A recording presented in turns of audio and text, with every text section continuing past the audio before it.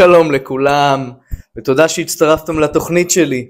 היום אני מראיין בחור נפלא בשם שמעון, שיש לו אלרגיה מיוחדת, אלרגיה למים. בוא ספר לנו שמעון, איך הכל התחיל? אז הכל התחיל כשאני הלכתי למקרר לקחת מים, ואז שתיתי אותם, ואז פרקסתי, הגעתי לבית חולים. רגע, אז בעצם איך אתה מתקלח? מקלחת זה לא בעיה, אני נכנס למקלחת, לוקח מיץ תפוזים ומתחיל להתקלח איתו. מטריד ביותר.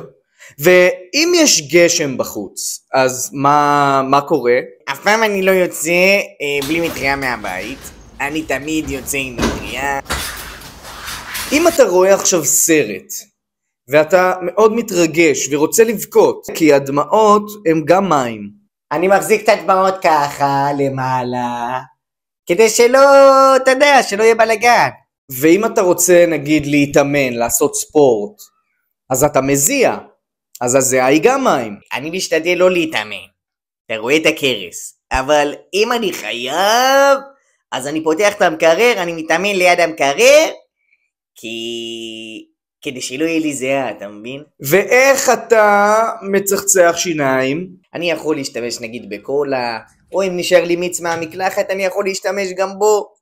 אוקיי, ונגיד, מה עם לשטוף ידיים? אני לא שוטף ידיים, מוותר על זה. אוקיי, צא לי מהאולפן. בסדר, הולך.